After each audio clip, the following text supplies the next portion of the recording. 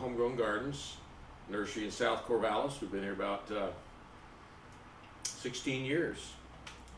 Come up from Santa Barbara and had my horticulture career mostly down there. I came up here and in the concluding parts of my career, you're a nurseryman. Anyway, I'm here to talk today about boosting your soil. We have a lot of customers that come in and complain about the fact that they have clay soil and they can't grow anything in clay soil. And then I turn around and tell them that clay soil can be the richest soil on earth if you treat it right. And so we're here to talk about boosting your soil. A lot of our clients, like I said, deal with clay soil here in the Willamette Valley.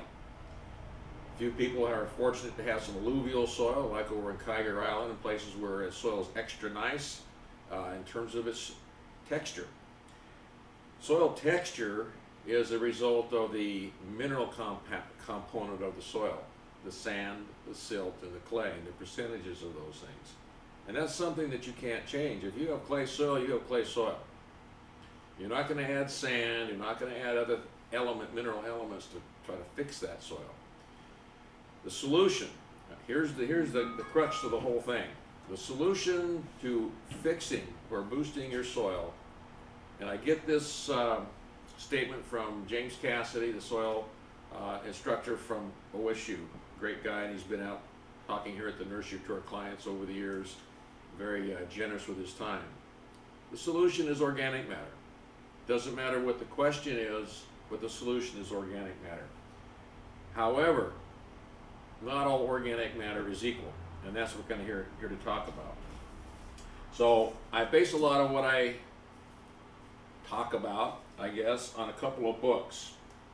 And these are by Jeff Lowenfels, who has studied this very well and used other sources, like Elaine Ingham, who used to be a professor out here at OSU and revolutionized the whole idea of compost tea and improving soil biology. So this one is teeming with microbes. It's all about the microbes.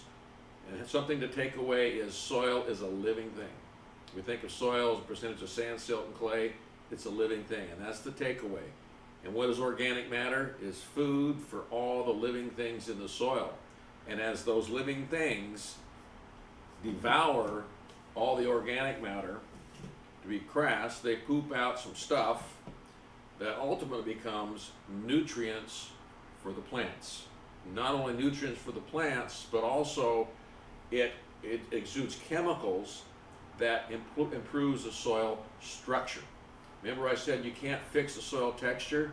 You sure can fix the soil structure, and that's how the particles are arranged. You can take a clay soil that's collapsed and doesn't drain, and that's a sure sign of a problem with clay soil if it doesn't drain. And with the right treatments of organic matter and even compost teas and things, and get life in that soil will all of a sudden start draining because it opens up, it flocculates, and the particles separate, allows air. Healthy soil has 50% air and 50% water in the spaces between the particles. And if you don't have the water, of course, all the life goes dormant. If you don't have air, all your plants are going to drown.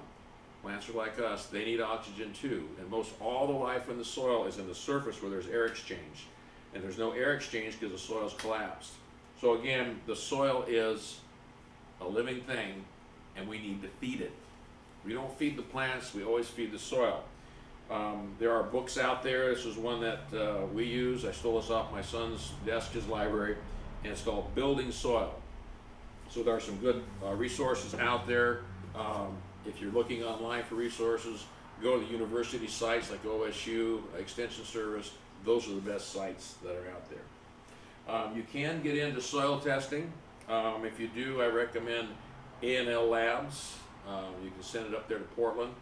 Their labs, and they'll get back to you within a week or so for about $50, I think it is, and give you a pretty good analysis of the nitrogen, phosphorus, potassium, and the base elements, and the texture, and several of the pH and things like that. These little soil test kits, we sell them here at the nursery, are pretty good to get you in the ballpark of some ideas if you use them right according to the instructions. And this has a pH test.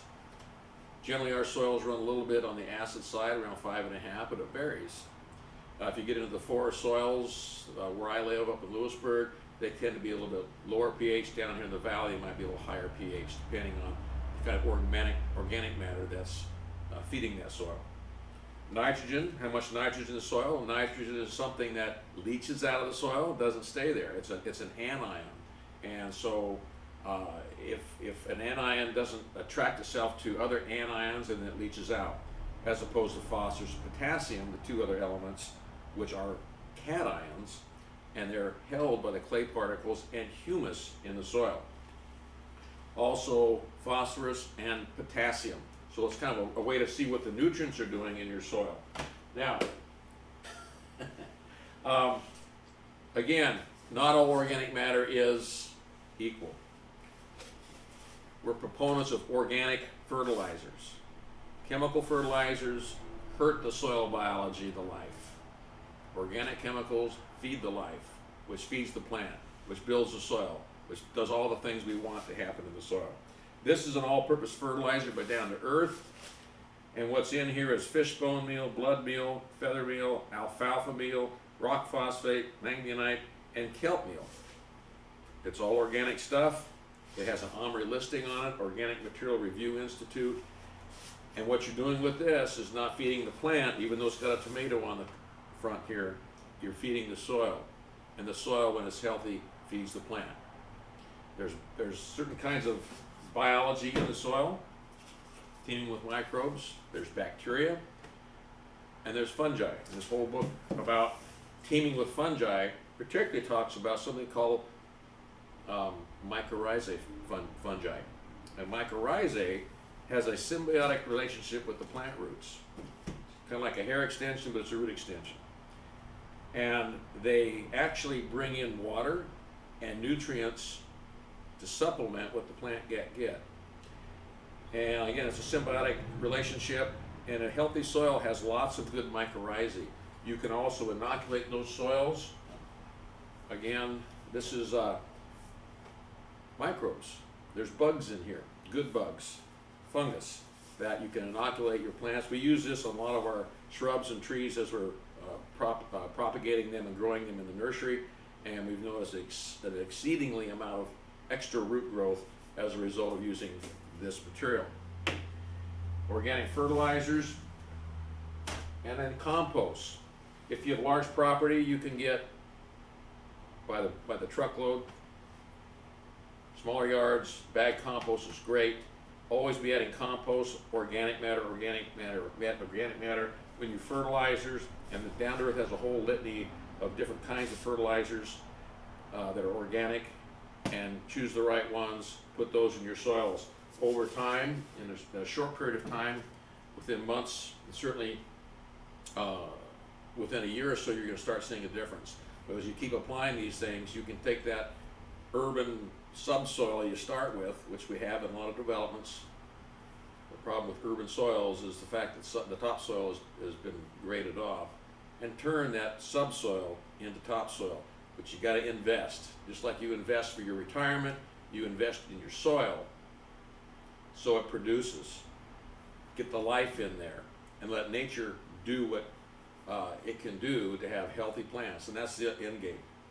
We're all about plants, healthy plants. And if you don't have healthy soil, you don't have healthy plants. Healthy soil means organic matter, different kinds, not all are equal.